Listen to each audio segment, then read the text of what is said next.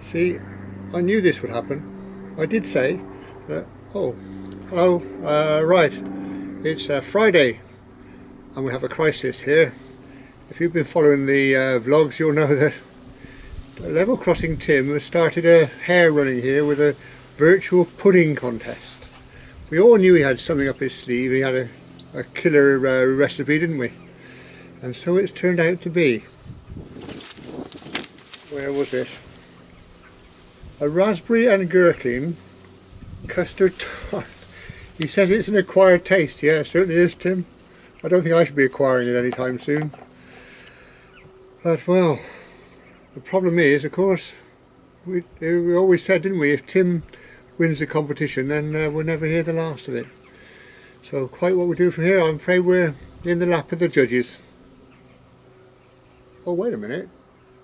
I am the judge. Oh, good. Oh, wait a minute, I see an out.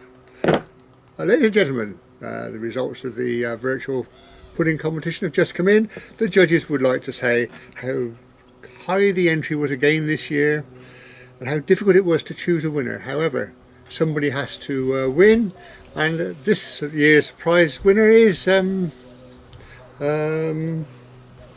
this year's prize winner, Sharon Idle, with her wonderful virtual pudding of Train Spotted Dick and Locomotive Steam Duff. A worthy winner. A very, very close second with Level Crossing Tim, of course. Very, very close. Ah, sorry, Tim. And now for something completely different. I know it gets worse, doesn't it, every week? Never mind. Right. Last week's film then, Kings Sutton. We went there with an objective, which was to try and find the end of our railway, which we've been following all the way from Cheltenham, and it was to find where it joins the main line at Kings Sutton. I went the wrong time of year, didn't I, really, to be honest, because there was so much foliage about it, it's hard to see anything.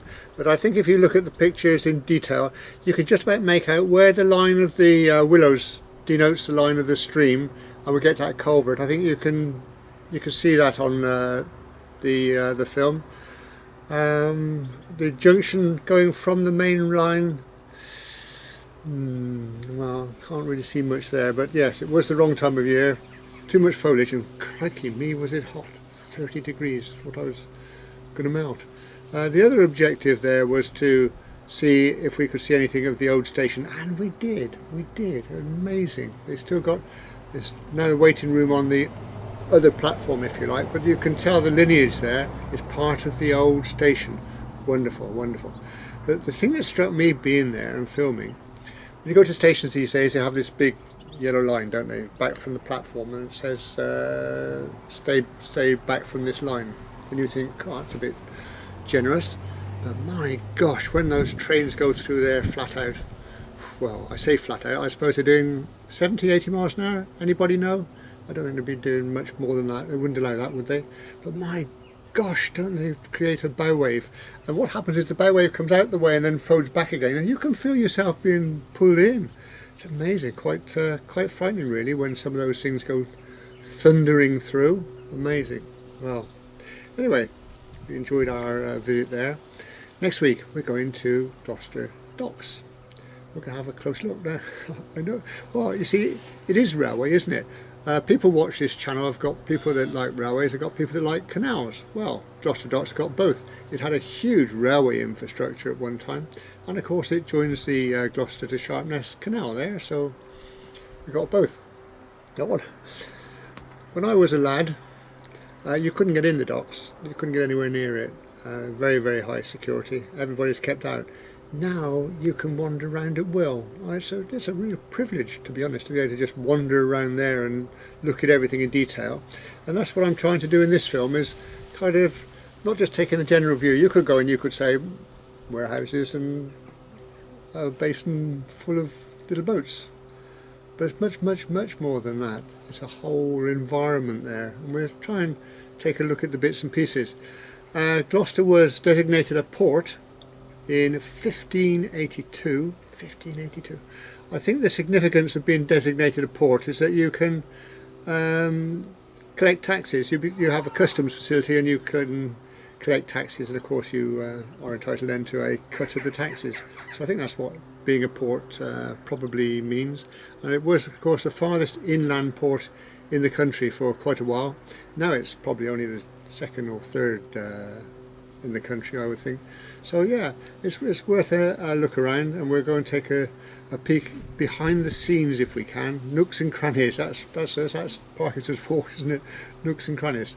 So if you'll join me there next Friday, you don't need walking boots. We're going to have a wander and a look and a stay in awe. So catch you there. Sorry, Tim. Oh, one little story that I forgot to mention. They had a fireboat down the docks, and it was manned by volunteer crews, and it fought a few fires, and they used to get spectators come and watch the fires being fought. So in order to boost their income, cut their costs a little bit, somebody used to go around amongst the spectators with a bucket, spare a few coppers for the brave fireman governor.